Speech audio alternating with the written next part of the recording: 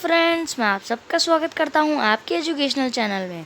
तो फ्रेंड्स, हम लोग आ गए हैं एक और नए चैप्टर के साथ जिसका नाम है रिसोर्सेज। अब आप लोग सोच रहे होंगे कि सिक्स क्लास साइंस एनसीईआरटी की बुक में रिसोर्सेज नाम का तो कोई चैप्टर था ही नहीं। सोच के बताते हैं, मैं बता देता हूँ, चलो कोई बात नहीं। ये है 8th class geography NCERT chapter number 1 जिसका नाम है रिसोर्सेज। तो ये एक कमेंट के ऊपर था, एक मतलब उसका नाम तो नहीं बता रहा मैं, वो एक जने ने कमेंट किया था कि अगली वीडियो आप 8th class geography NCERT chapter number 1 resources की डालना। उसने उसकी कमेंट को डिलीट कर दिया है, हो सकता है वो आपको अभी दिखेगी नहीं। तो अभी हम ये चैप्टर नंबर 1 रिसोर्सेज को पढ़ने वाले हैं। यहाँ पे एक स्टोरी दे रखी है, चलिए इस स्टोरी को पढ़ते हैं। Mona and Raju were helping Amma to clean their house.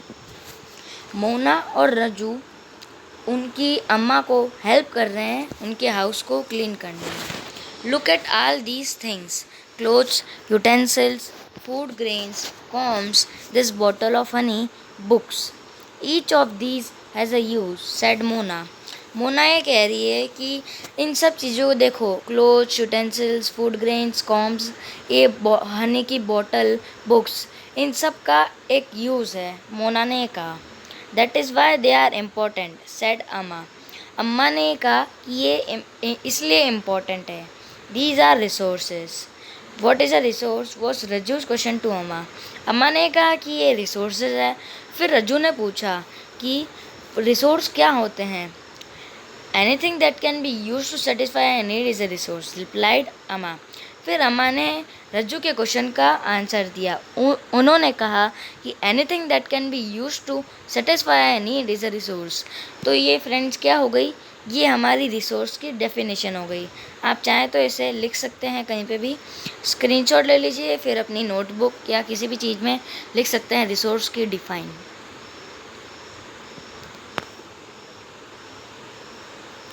चलिए आगे बढ़ते हैं, आपने स्क्रीनशॉट ले लिया होगा।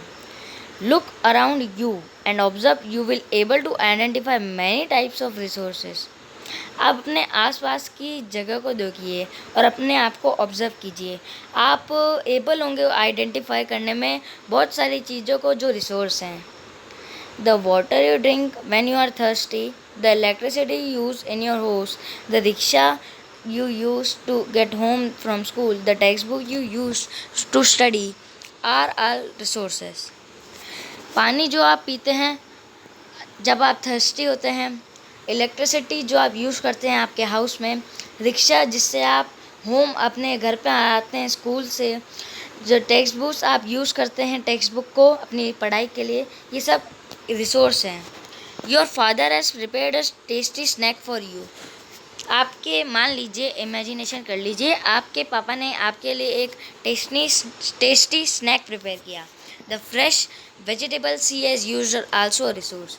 उस स्नैक में जो फ्रेश वेजिटेबल यूज़ हुई है वो भी एक रिसोर्स का हिस्सा है। Water, electricity, rickshaw, vegetable and text book have something in common. Water, electricity, rickshaw और वेजिटेबल और टेक्स्ट बुक, इनमें एक चीज़ कॉमन है। They have all been used by you, so they have utility.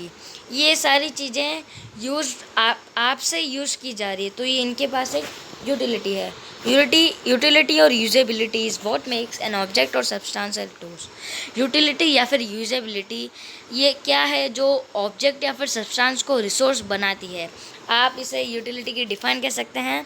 Utility और usability is what makes an object और substance a resource. Screenshot लेके अपनी किसी भी कॉपी में डिफाइन लिख लीजिए यूटिलिटी की। इसे हम यूटिलिटी कह सकते हैं और यूजेबिलिटी भी कह सकते हैं। पहले हमने रिसोर्स की डिफाइन लिखी थी, वो हमारा था फर्स्ट टॉपिक। दूसरा टॉपिक है यूटिलिटी, जिसकी आपको डिफाइन लिखनी है। आशा करता हूँ आप सभी ने स्क्रीनशॉट ले लिया होगा। चलिए आगे बढ़ते हैं। आगे की स्टोरी फिर से कंटिन्यू हो रही है। How does something become a resource, Raju now wanted to know. Rajju ये जानना चाहता है कि समथिंग रिसोर्स कैसे बनती है, कोई भी चीज़ रिसोर्स कैसे बनती है। Amma told the children that things become resources only when they have a value.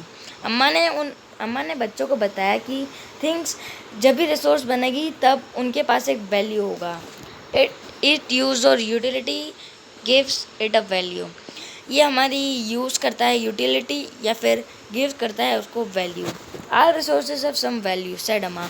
अम्मा ने कहा कि सब रिसोर्सेज के पास कुछ वैल्यू होते हैं. Value means worth. ये एक छोटी सी डिफाइन हो सकती है.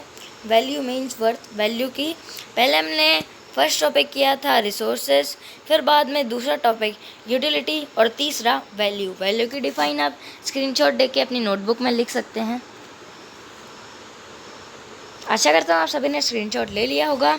सम resources of economic value, some do not. कुछ रिसोर्सेज के पास इकोनॉमिक वैल्यू होती है पर कुछ के पास नहीं होती है. फॉर एग्जांपल मेटल्स में have an economic value, a beautiful landscape में नॉट. एग्जांपल मेटल्स के पास एक इकोनॉमिक वैल्यू होती है लेकिन ब्यूटीफुल लैंडस्केप के पास नहीं. But both are important and satisfy human needs. पर दोनों चीज़ें इम्पोर्टेंट है और सेटिस्फाई करती है ह्यूमन नीड्स को. फ्रेंड्स, ये सब आप जो भी लिख रहे हैं इनके एग्जाम्पल भी लिखना. जैसे वैल्यू का एग्जाम्पल दे रखा था, रिसोर्सेज का भी एग्जाम्पल दे रखा था जो आपको लिखना चाहिए. ये है अगला paragraph. Some resources can become economically valuable with time. कुछ रिसोर्सेज इकोनॉमिकली बन जाती है वैल्यूएबल टाइम के साथ. Your grandmother's home remedies have no commercial value today. आपकी ग्रैंड मदर्स के होम में रेमेडीज़ में है उनके पास नो कमर्शियल वैल्यू है आज.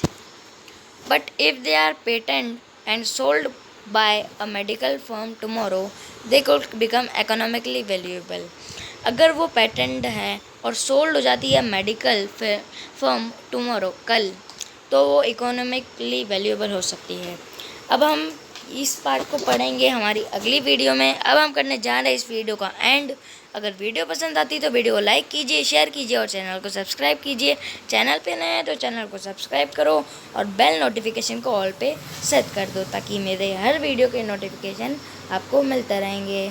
मिलेंगे आपसे अगली वीडियो में, तब तक के लिए बाय बाय.